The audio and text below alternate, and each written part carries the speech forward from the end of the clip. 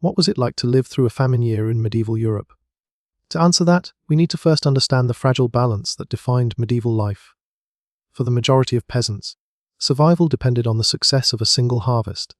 One poor summer of heavy rains, a sudden frost in spring, or the spread of crop disease could mean the difference between sustenance and starvation. Unlike today's interconnected markets, there were no global imports to fill in the gaps. A bad year in the fields was, quite simply, a bad year for everyone. When famine struck, the daily existence of a peasant changed dramatically. Bread, which formed the foundation of medieval diets, became scarce. Families mixed wheat or rye with oats, beans, or even ground upper corns to stretch their supplies. Some resorted to baking what chroniclers later described as famine bread, dark and bitter, barely edible but necessary for survival. Vegetables, when available, were consumed in thin pottages, and any scraps of meat or fish were considered an incredible luxury. Those with nothing left turned to foraging, digging for roots, stripping bark from trees, or collecting herbs that might otherwise have been left untouched. Hunger blurred the line between what was edible and what was dangerous. The economic impact was severe. Grain prices could multiply many times over during famine years. Wealthier landowners hoarded supplies, while peasants bartered whatever they could, tools, clothing, or livestock, for just a small measure of flour. The inequality was striking. Lords might suffer shortages, but they rarely faced true starvation. For the poor, however, famine was an all-consuming reality. Entire families could wither away while grain stores remained locked behind manor walls. As food disappeared, so too did health. Malnutrition weakened immune systems, making peasants far more vulnerable to disease. Medieval chroniclers often describe famine and plague arriving hand in hand, one disaster magnifying the other. Weakened by hunger, peasants fell prey to dysentery, pneumonia, and in later centuries, even the Black Death. For the sick, there was little recourse. Medieval medicine could do little to treat starvation. But famine was not only a physical battle, it was also a spiritual one. Communities sought meaning in their suffering. Priests called for fasting and repentance, urging villagers to confess sins that might have angered God. Pilgrimages and processions became common, with entire villages marching to shrines in hopes of divine intervention. Others looked for scapegoats, accusing outsiders, witches, or even neighbors of bringing ruin to the crops. Religion shaped not only how peasants explained famine, but also how they endured it. The long-term consequences of these crises cannot be understated. Famines reduced populations, sometimes dramatically, as seen during the Great Famine of 1317. Abandoned villages dotted the countryside. Survivors adapted by changing farming techniques, diversifying crops, or seeking wage labor in towns. In some cases, recurring famine even shifted power balances, as lords needed peasants as much as peasants needed lords. Starvation forced change, painful though it was. So what was life like in a medieval famine year? It was hunger in every form, hunger of the body, hunger of the spirit, hunger of entire communities struggling to hold themselves together. It was the reminder that for most medieval peasants, survival was never guaranteed, and that one poor harvest could reshape not only a single year, but the future of generations to come. Causes of medieval famines: poor harvests, harsh weather, crop disease, and political instability that disrupted food supplies.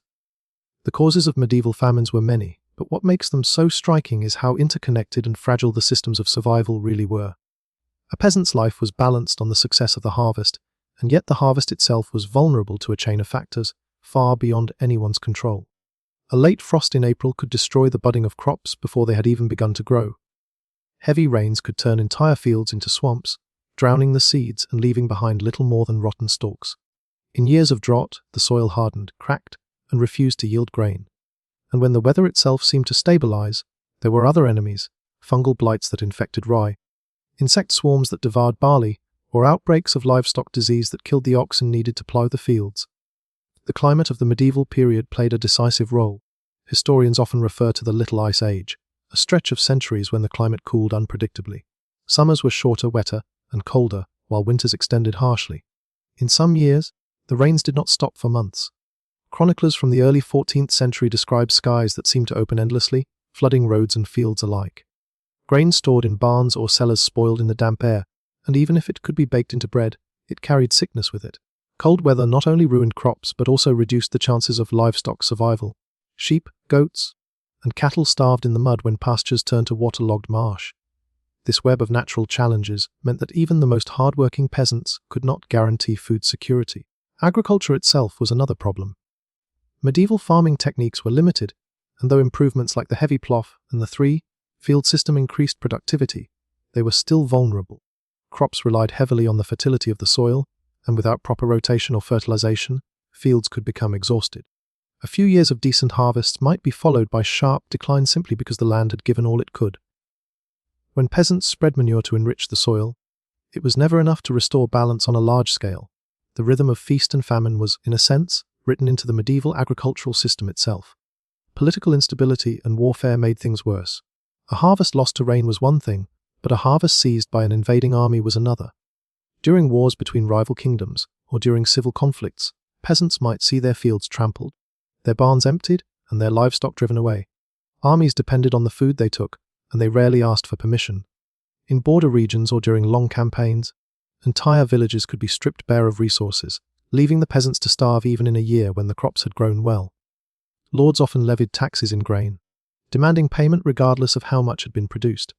For a small household, this could mean handing over food that was desperately needed at home. Beyond the fields themselves, trade networks added another vulnerability. In modern times, a failed harvest in one country can be compensated by imports from another. But in the medieval world, transportation was slow, dangerous, and expensive. A community might rely almost entirely on what it could grow locally. In years of disaster, surplus grain from distant regions was often too costly to reach those who needed it most. Merchants who did transport grain tended to sell it at high prices, and lords or wealthy townspeople were usually first to benefit. For the rural peasantry, these channels of trade provided little relief. Famines were often preceded by a subtle chain reaction. A year of poor harvest reduced the food supply, forcing people to eat seed grain that would otherwise be planted for the following season. This decision, born of necessity, weakened the prospects of recovery. Livestock, too, were consumed out of desperation, meaning that fewer animals remained to plough the fields the next year. What began as a single bad season could stretch into 2, 3, or even more years of hardship. By the time the rains finally subsided or the frosts retreated, villages had already lost much of the very foundation needed to rebuild. Chroniclers of the time leave haunting accounts of these causes unfolding before their eyes. During the Great Famine of 1517, they describe constant rain that washed away entire crops across northern Europe. Cattle disease, possibly a form of rinderpest, killed huge numbers of livestock in the same years. The combination was catastrophic: no grain to eat, no animals to help produce more grain, and no reserves to fall back on. Families who had managed through earlier lean years finally reached a breaking point. The famine was not caused by one single event, but by a convergence of natural and human pressures, each reinforcing the other. Religious explanations also colored the way people understood these causes. To a medieval peasant, bad weather and poor harvests were often signs of divine displeasure. Priests preached that sins had angered God, and that the rain or drought was a punishment. Communities turned to prayer, fasting, and processions in the hope of reversing their fortunes. While we can look back now and see the roles of climate cycles and agricultural fragility, medieval people often framed famine as a spiritual problem as much as a natural one. This belief influenced how they responded, and it added a psychological layer to the suffering. They were not just hungry. They believed they were being judged. What made famine years so devastating, then, was not only the immediate failure of crops but the fragile balance of the entire system. Weather patterns, soil exhaustion, animal disease, political conflict, and limited trade all combined into a structure where collapse was almost inevitable. The life of a peasant was lived on a knife's edge, where survival depended on forces too vast to control. In times of abundance, communities celebrated, stored grain, and perhaps felt secure. But in years when the rains fell too long, or when soldiers marched through, that security vanished almost overnight. The causes of famine were everywhere in medieval life, woven into the land, the climate, and the society itself. Daily struggles of peasants, reduced diets, reliance on bread made from mixed or adulterated grains, and desperate measures like eating roots, bark, or spoiled food. When famine struck, the daily struggles of peasants became a test of endurance that most of us today would find unimaginable. Their world revolved around food, growing it, storing it, and consuming just enough to keep themselves alive for the endless labor demanded by their fields. In ordinary years, the diet of a peasant was simple, dominated by bread made from wheat, rye, or barley, sometimes accompanied by a pottage of vegetables, beans, or lentils. Meat was a rarity, usually reserved for feast days or special occasions, and dairy products such as cheese or buttermilk offered much, needed protein and calories. But in a famine year, this fragile balance collapsed, and every day became an exhausting search for sustenance. Bread, which was the staple of medieval life, was the first thing to vanish. Good wheat bread, soft and pale, was already a luxury for many peasants in normal years, and famine made it nearly impossible to obtain. Families turned to coarse mixtures, blending rye oats, beans, peas, and even ground acorns to make loaves that were darker, heavier, and often bitter to the taste. Chroniclers wrote about famine bread with horror, describing it as nearly inedible, yet for the starving, it became the only option. Sometimes flour was stretched so thin that loaves contained more husk than grain, producing a bread that was gritty, hard, and harsh on the stomach. Eating it caused illness, but the alternative was to go without. Pottage, the thin stew that usually simmered in peasant households, became even thinner. In times of plenty, pottage might include leeks, onions, beans, or cabbage, sometimes flavored with a little bacon fat or a sprinkle of herbs. During famine, it was little more than boiled water with scraps of whatever could be found. Families picked weeds from fields and hedgerows to throw into the pot. Nettles, sorrel, dandelion leaves, and wild herbs became substitutes for vegetables, though their nutrition was limited. Sometimes roots dug from the ground. Parsnips, turnips, or even less palatable ones like burdock, were eaten raw or boiled until soft. The pottage might fill the stomach, but it offered almost no real nourishment. Foraging became an essential part of survival. Children were sent out to gather nuts, berries, and mushrooms, scouring woods and hedges for anything edible. Some of these finds were safe and nutritious, but in desperation, peasants often ate plants that were harmful or even poisonous. Tales survive of people eating ergot, infected rye, which could cause hallucinations, convulsions, and death. The line between food and poison blurred when hunger gnawed constantly. Even bark stripped from trees was boiled to make a sort of rough gruel, a last resort when nothing else could be found. Livestock offered another painful dilemma. In good years, a cow or goat was a source of milk, butter, and cheese, providing steady nourishment. Chickens laid eggs, and sheep provided wool as well as occasional meat. But when famine persisted, peasants often slaughtered their animals to feed themselves, losing the long-term benefits they would have otherwise provided. Eating the family's cow or killing their hens might mean survival for a few days, but it condemned them to even deeper hardship later on. For many families, this was not a choice but a necessity, a grim calculation forced on them by hunger. Spoiled and rotting food also found its way onto the table. Grain that had been damp and moldy might still be ground into flour, though it risked causing illness. Meat that had gone bad might be boiled with strong herbs to disguise the taste and smell. Food that would have been thrown away in better times was consumed out of desperation. Chroniclers tell us of people chewing on leather, boiling animal hides, or gnawing on bones that had already been stripped of meat. It is difficult to imagine the despair that drove people to such measures, but for peasants living through famine, every scrap was precious. Hunger shaped daily life in other ways too. Work in the fields became nearly impossible when peasants were weakened by lack of food. The heavy labor of plowing, planting, and harvesting demanded strength and stamina, but in a famine year, villagers were gaunt, exhausted, and often sick. Many collapsed under the weight of their tasks.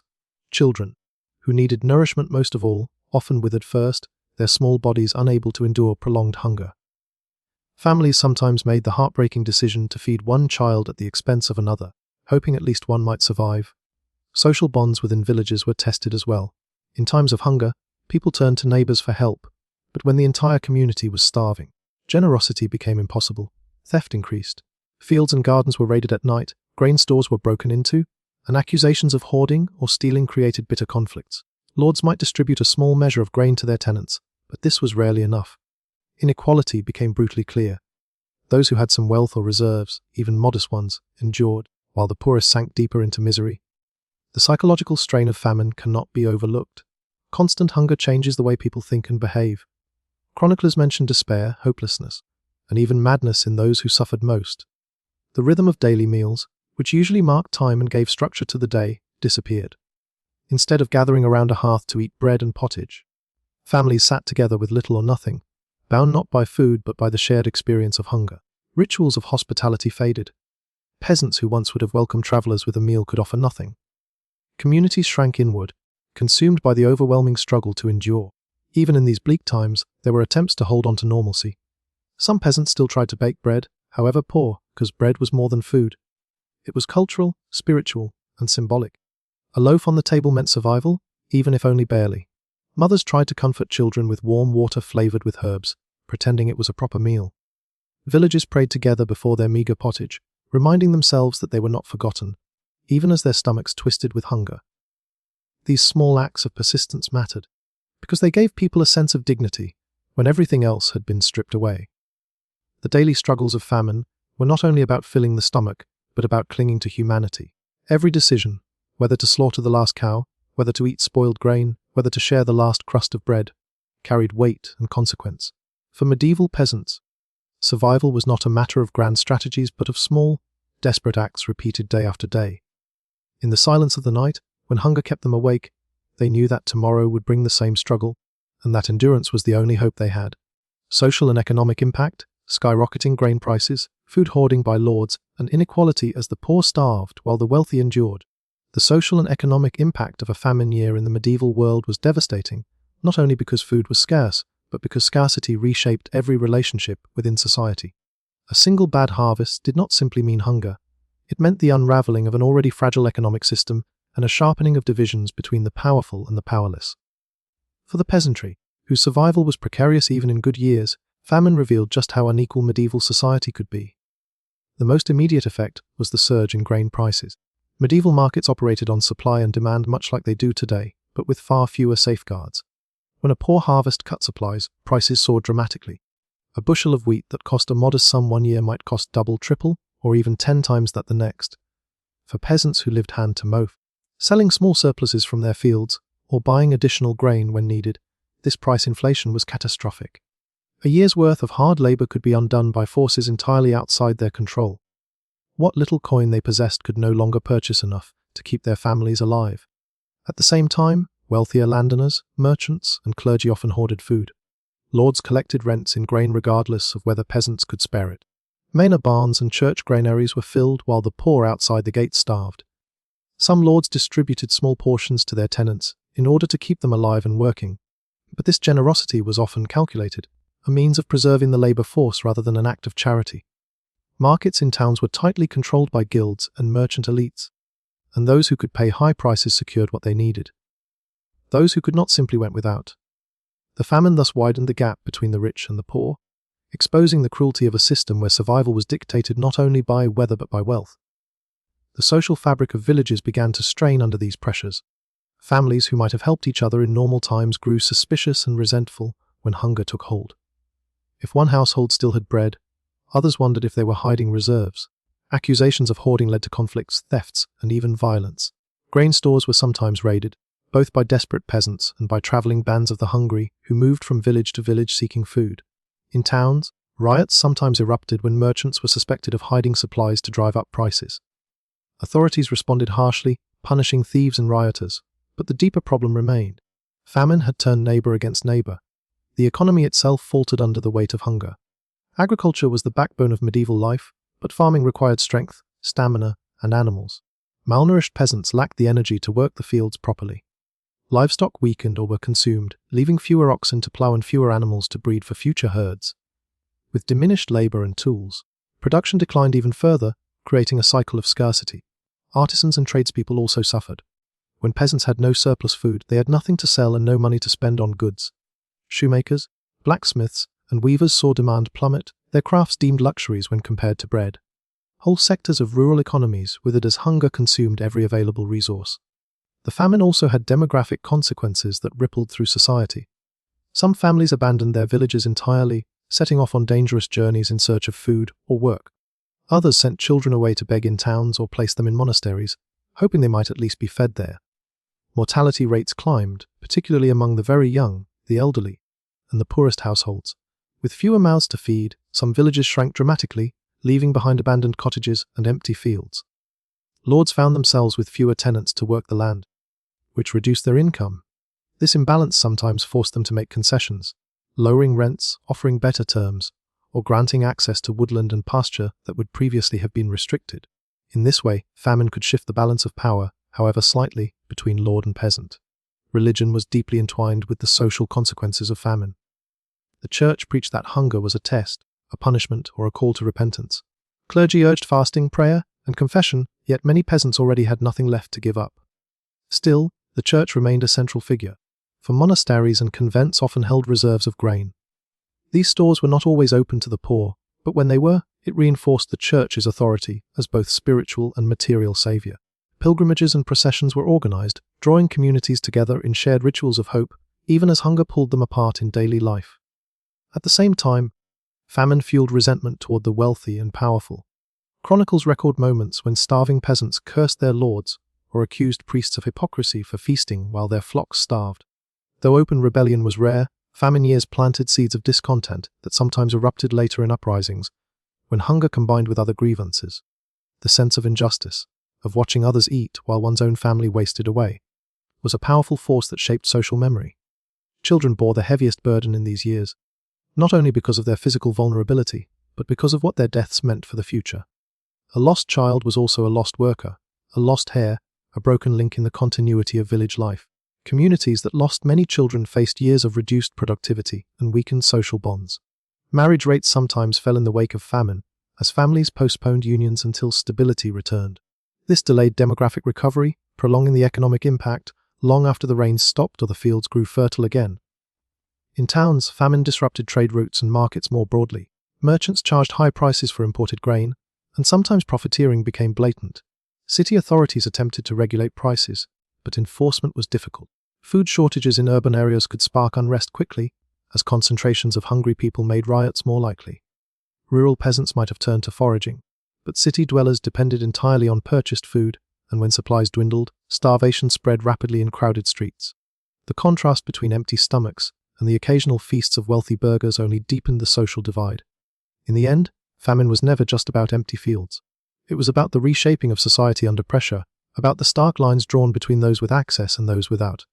Hunger magnified inequality, tested communal bonds, disrupted economies, and altered the course of villages and towns for generations. The social and economic impact of a famine year lingered long after the hunger itself had passed, etched into memory as a warning and as a scar. Health and disease, malnutrition leading to weakened immunity, outbreaks of dysentery and plague, and the rise of starvation-related deaths. When famine took hold, hunger was not the only danger. The absence of food weakened the body in ways that opened the door to disease, and in the medieval world, where medical knowledge was limited and sanitation fragile, the consequences were devastating. Malnutrition slowly stripped peasants of their strength, muscles wasted, skin grew pale, and energy dwindled until even simple tasks became exhausting. For a community already accustomed to hard physical labor, the loss of vitality was catastrophic. Farming, herding, and construction demanded calories that famine simply did not provide. Those who continued to work the fields often collapsed from weakness, while those too frail to work fell into despair. Malnutrition also carried invisible consequences. The human body requires a balance of nutrients, protein, vitamins, and minerals that famine diets could not supply. Bread mixed with husks or acorns filled the stomach, but offered little nutrition. Pottage made from weeds or roots staved off hunger without restoring strength. Over time, deficiencies set in. Children developed swollen bellies, brittle bones, and stunted growth. Adults experienced tooth loss, hair falling out, or sores that would not heal. Women often suffered miscarriages or gave birth to weak infants unlikely to survive. The peasantry lived close to the edge of survival even in normal years, but famine pushed them past the point of resilience. The immune system, weakened by malnutrition, became less able to resist infections. Illnesses that might once have been survivable turned deadly. Dysentery, spread by contaminated food and water, raged through hungry villages. Grain spoiled in damp conditions often carried mold, which could cause stomach sickness or worse. The practice of eating food long past safety only increased exposure to parasites and pathogens. Starving peasants sometimes ate carrion or animals that had died of disease, bringing further sickness upon themselves. Diarrhea and vomiting, when combined with starvation, quickly led to dehydration and death, especially among children. Respiratory diseases thrived as well. Pneumonia and tuberculosis struck those whose bodies had no reserves of strength left. The damp, cold conditions that often accompanied famine years, long seasons of rain, harsh winters, flooded villages, made survival even harder. Peasants huddled together in smoky cottages, sharing warmth but also spreading illness. Once disease entered a community, it spread quickly through weakened bodies, leaving behind silence and grief. In some cases, famine and epidemic formed a deadly partnership. The Great Famine of 1312-1317, for example, weakened the population of Europe so severely that when the Black Death arrived only a few decades later, its devastation was magnified. Hunger had already reduced immunity, thinned communities, and created conditions where plague could thrive. Chroniclers often noted this link, describing famine and pestilence as twin punishments from God, arriving hand in hand to scourge the land.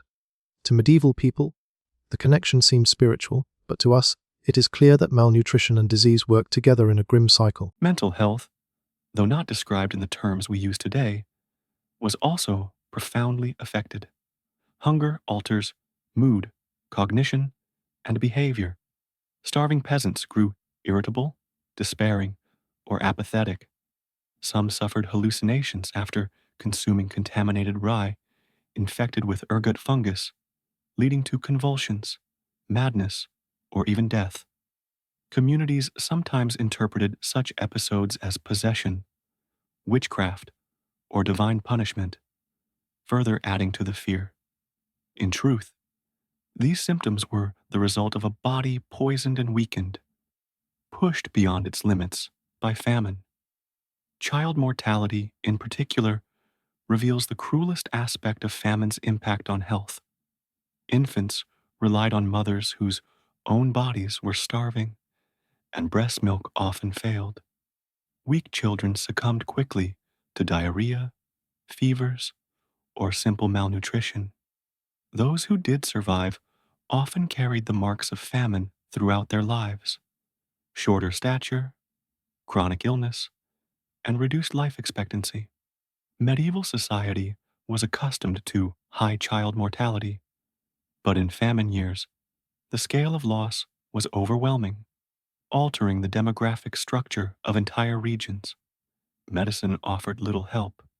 Physicians of the medieval world based much of their understanding on the theory of humors, prescribing treatments like bloodletting or herbal remedies that had little effect against starvation. The wealthy might consult learned doctors, but peasants relied on local healers, midwives, or folk remedies. Some herbs offered small relief, easing stomach pain or reducing fever, but none could provide the missing nutrients that famine had taken away.